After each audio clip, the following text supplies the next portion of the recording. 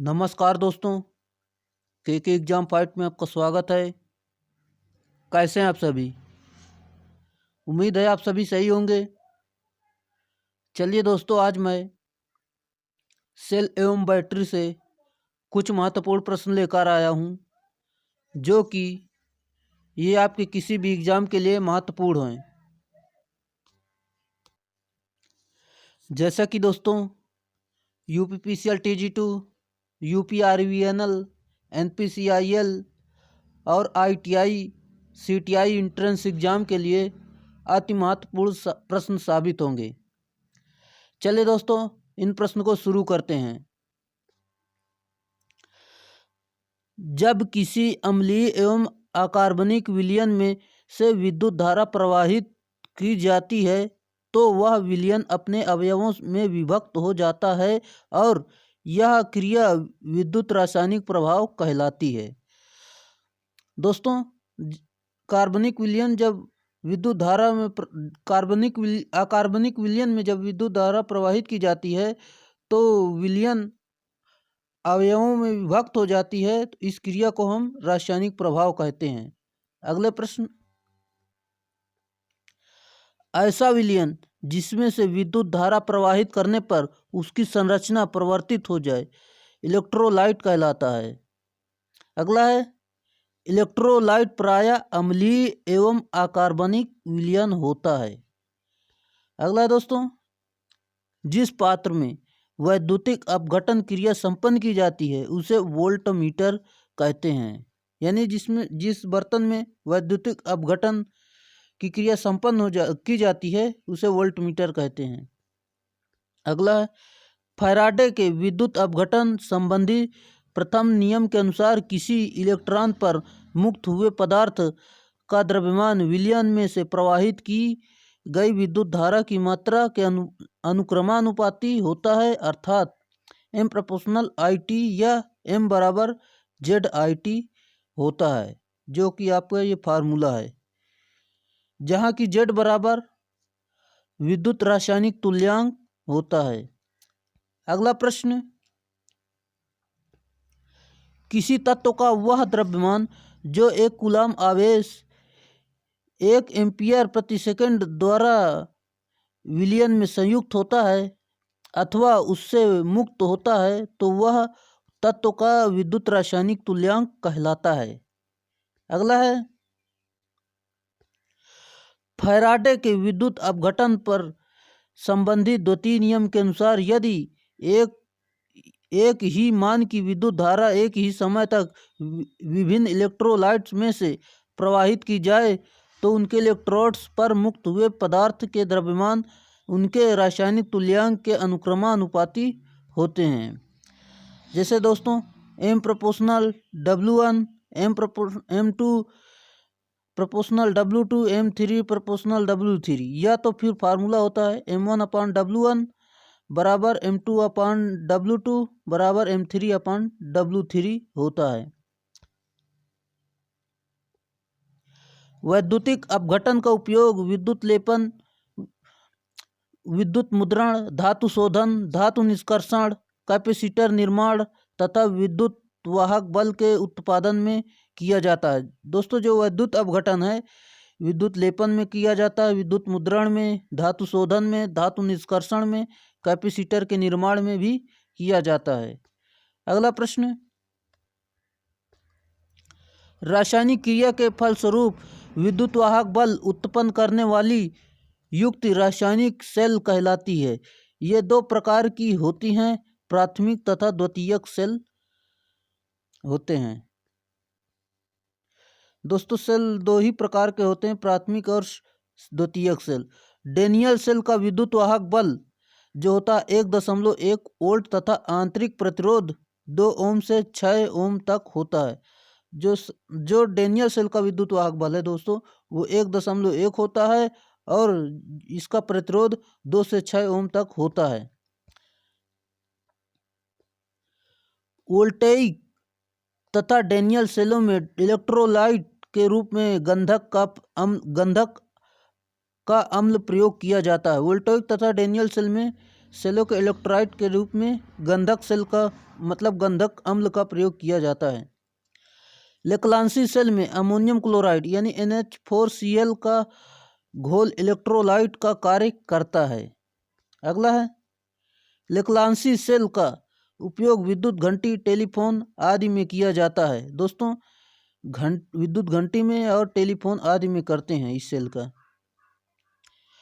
शुष्क सेल को ना तो पुनर्वेशित किया जा सकता है और ना ही निष्क्रिय हो जाने के बाद इसका कोई उपयोग शेष रह जाता है। जो दोस्तों प्राथमिक सेल है यानी शुष्क सेल है, वो पुनः उसको चार्ज नहीं किया जा सकता। एक बार खराब होने मतलब एक बार उसमें खराब होने के बाद वो बिल्कुल खराब हो जाता है, उसको दोबारा चार्ज नहीं कर सकते हैं डिस्चार्ज होने पर। मरकरी सेल को बटन सेल भी कहते हैं, यानी जो मरकरी सेल होता है उसको बटन सेल भी कहते हैं। सिल्वर ऑक्साइड सेल की संरचना मरकरी सेल की भांति होती है। अंतर केवल यह होता है कि इसमें सल्फ्यूरिक यानी इसमें मर्क्यूरिक ऑक्साइड यानी HgO के स्थान पर सिल्वर ऑक्साइड Ag2O का प्रयोग किया जाता है। चलिए अगले प्रश्न पर चलते हैं।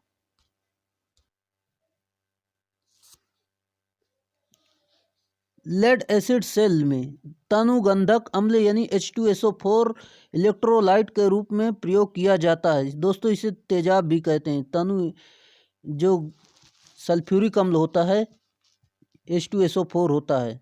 और अगला है दोस्तों, लेड एसिड सेल में सेडिमेंटेशन, कोरोजन, बकलिंग तथा सल्फेशन दोष पाए जाते हैं। दोस्तों, जो लेड एसिड सेल में सेडिमेंटेशन, कोरोजन, बकलिंग तथा सल्फेशन दोष होते हैं। लेड एसिड सेल की रासायनिक प्रक्रिया उत्क्रमणीय होती है, इसलिए यह पुनः आवेशित किए जाने योग्य होती है। जो दोस्तों लेड एसिड सेल होता है उसे दोबारा चार्ज कर सकते हैं।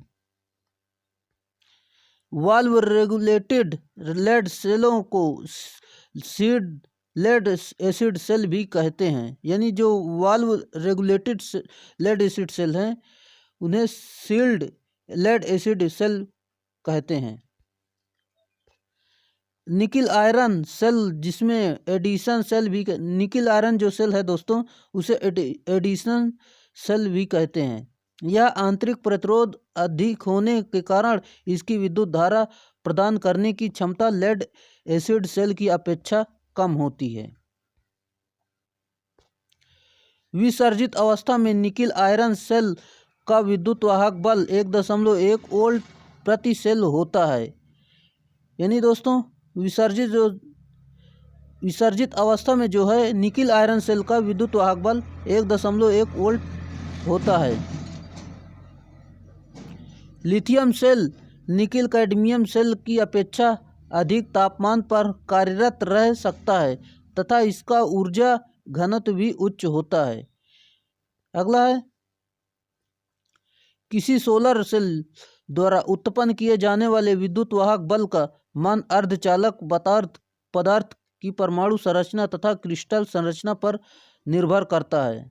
अगला है दोस्तों, अधिक विद्युत वाहक बल प्राप्त करने के लिए सेलों को श्रेणी क्रम में संयोजित किया जाता है। यानी दोस्तों जो विद्युत वाहक बल यानी अधिक विद्युत वाहक बल प्राप्त करने के लिए हम सेलों को श्रेणी क्रम में जोड़ देते हैं। अधिक मान की विद्युत धारा अथवा अधिक समय तक विद्युत धारा प्राप्त करने के लिए सेलों को समांतर क्रम में संयोजित करते हैं। यानी दोस्तों हमें अधिक समय के लिए विद्युत धारा चाहिए तो हमें समांतर क्रम में सेल को जोड़ देते हैं। बैटरी की क्षमता एम्पियर इंटू घंटे के तुल्य होती है, यानी AH। लेड एसिड सेल का संबंध में पूर्ण चार्ज अवस्था में 1.8 वोल्ट प्रति सेल डिस्चार्ज अवस्था तक नापी गई क्षमता सामान्य क्षमता कहलाती है। किसी सेल बैटरी के एम्पियर घंटा डिस्चार्जिंग तथा एम्पियर घंटा चार्जिंग के अनुपात को एम्पियर घंटा दक्षता कहते हैं। बैटरी को स्थिर धारा चार्जिंग, स्थिर वोल्टेज चार्जिंग, ट्रिकल चार्जिंग तथा रेक्टिफायर विधि द्वारा चार्ज किया जा सकता है। दोस्तों, जो बैटरी को चार्ज करते हैं स्थिर वोल्टेज द्वारा और ट्रिकल चार्जिंग और रेक्टिफायर विधि द्वारा चार्ज कर सकते हैं। बैटरी की स्थिर धारा चार्जिंग विधि का प्रयोग विभिन्न बैटरियों को एक साथ चार्ज करने के लिए किया जाता है। दोस्तों, जो ट्रिकल चार्जिंग है मतलब जो बैटरी की स्थिर धारा चार्जिंग है उसमें कई बैटरी एक साथ चार्ज कर सकते हैं।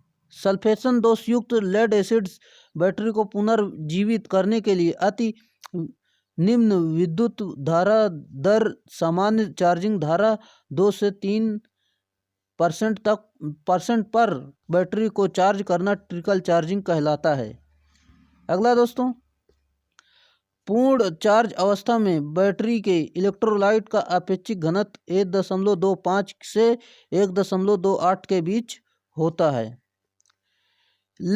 किसी लेड एसिड बैटरी की चार्जिंग की जांच hydrometer, high rate discharge cell tester या टोंग टेस्टर द्वारा की जाती है। दोस्तों, अगर आपको वीडियो अच्छा लगा हो तो प्लीज़ इसे लाइक ज़रूर कर दें। अगर आप चैनल पे नए हैं तो चैनल को सब्सक्राइब जरूर कर लें और अपने दोस्तों में शेयर करना ना भूलें। दोस्तों, आज के लिए इतना ही। आपको वीडियो कैसा लगा कमेंट ज़रूर करें, मैं उसका रिप्लाई देने का कोशिश करूँगा। चलिए, आज के लिए इतना ही, फिर मिलेंगे नेक्स्ट वीडियो में, तब तक के लिए बाय।